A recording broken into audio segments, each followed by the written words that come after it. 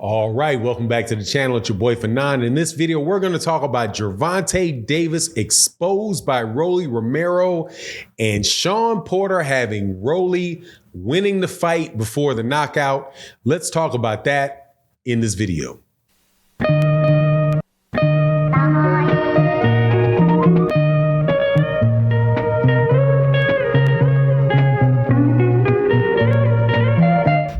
All right, welcome back to the channel. It's your boy Fanon. We are back in the 135-pound division in the aftermath of Gervonta Tank Davis fighting Rolly Romero. And man, there are a lot of people with some great imaginations out there. But specifically, Rolly Romero says that he exposed Gervonta Tank Davis, and Shawn Porter said that he had Rolly winning the fight. Now, before I get into that, though, let me welcome you back to the channel. If you are new to the channel, thank you very much for subscribing and supporting the channel in this video. If you are a long time if you're new, make sure that you hit that subscribe button and the bell icon so you can be notified of when we release more videos. If you're a long-time subscriber, thank you for supporting the channel. So let's get into this, man. Gervonta Tank Davis beat Rolly Romero by knockout in 6 rounds.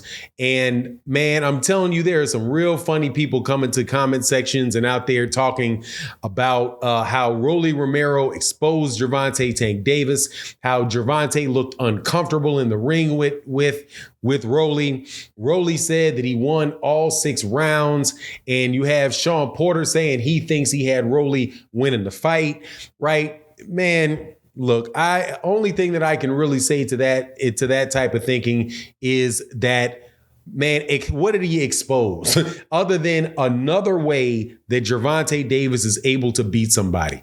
In several fights, I have seen Gervonta Davis win fights in several different ways. And every one of the last 3 fights that he has fought, even though he won them all in 3 different ways, 4 different fights and won in 4 different ways, people keep saying that the man is having problems against whoever it is that he fights, even though he knocks the guy out. So go back to the Leo Santa Cruz fight, where I do believe it was in the 6th round that Gervonta Davis knocked out Leo Santa Cruz. But Leo Santa Cruz had good moments in the fight. They were exchanging a lot of shots. Leo Santa Cruz is a very, very active fighter that really does throw a lot of punches. And Gervonta Tank Davis was slipping shots, countering shots, but over time was trying to walk in, and get around Leo Santa Cruz's jab. Eventually does that and knocks him out. But the statements after the consensus of some people after that fight is how somehow Gervonta Davis got exposed. Next fight, he goes and he fights Mario. He fights Mario Barrios, 2 weight classes up from where he was before. Mario Barrios is a 5'10", 140 pounder with very long arms, right? A good jab, good right hand, good power. Gervonta is a little bit more defensive, has a little bit of difficulty with him, but at the same time is able to slip inside of him, and he does what? Gets him out of there with another knockout. The next fight, he fights Isaac Cruz. Isaac Cruz is a diminutive fighter, last-minute replacement for Rolly Romero when Rolly got into some potential legal trouble before they originally supposed to have their fight. Gervonta takes a last-minute replacement, goes the distance with him. However, in my opinion, doesn't lose very many rounds. Had Isaac Cruz in trouble until he hurt his hands, and then pretty much winds up fighting Isaac Cruz and just outboxing him because his hand is hurt. So he just wins rounds after winning rounds, fighting on the back foot with a guy that is coming forward, throwing haymakers, but still at the same time being a defensively responsible fighter. Winds up being able to beat him by decision. Then he fights Rolly Romero, who is once again a different type of fighter, an awkward come forward fighter that has with a lot of power, right? Gervonta Davis says he felt Rolly's power in the first round and pretty much just waited, outboxed. I thought he won round 1, round 3, round 4, and round 5 before he got to round 6.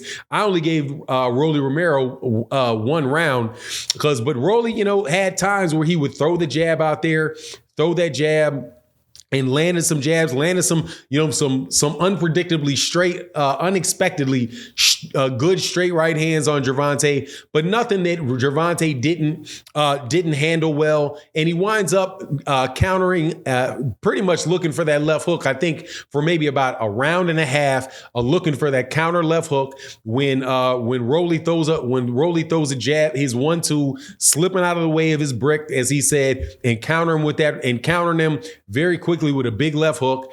Took maybe 3 or 4 times for him to try to set that, or maybe 4 or 5 times to set that punch up. Boom, it lands home. He knocks the dude out in a knockout that was completely set up.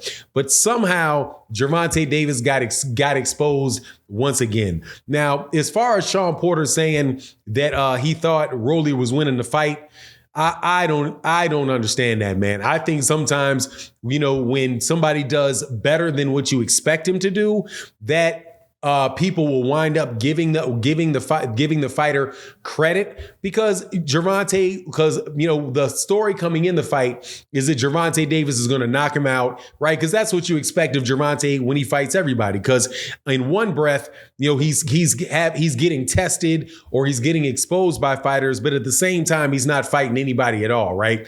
So regardless, whenever you have somebody that has a good round against somebody where, they are considered to be overmatched, I think people get a little bit carried away and start giving that fighter rounds when more than likely they shouldn't be giving the guy rounds, because the ring general in that fight was, except for in the second round, in my opinion, was Gervonta Davis. But anyway, I see the same string of things going to continue to happen with multiple fights, with the same way that people talk about Errol Spence Jr.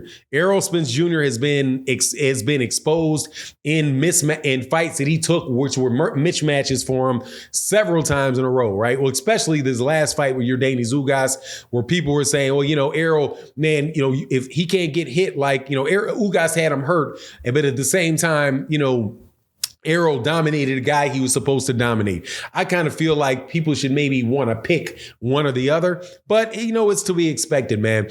People are going to nitpick wins, nitpick losses, and all of that. For me, I go with what Robert Garcia says. I think that Gervonta Davis is the best guy at 135 pounds. However, not saying that he is not, there's not a potential that other guys can beat him at 135 pounds, right? Specifically Devin Haney, Vasily Lomachenko. I think both of those guys have a shot at beating Gervonta. I just think that the combination of Gervonta's power, his ability to come forward, his ability to fight on the back foot, his ability to take your offense away by using excellent footwork for good periods of time. I think that he has whatever he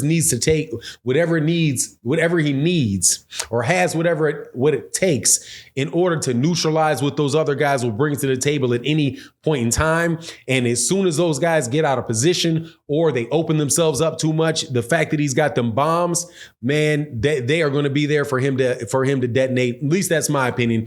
But anyway, that's my take on the matter. You let me know what you think in the comment section. And with that, I'm out. Peace.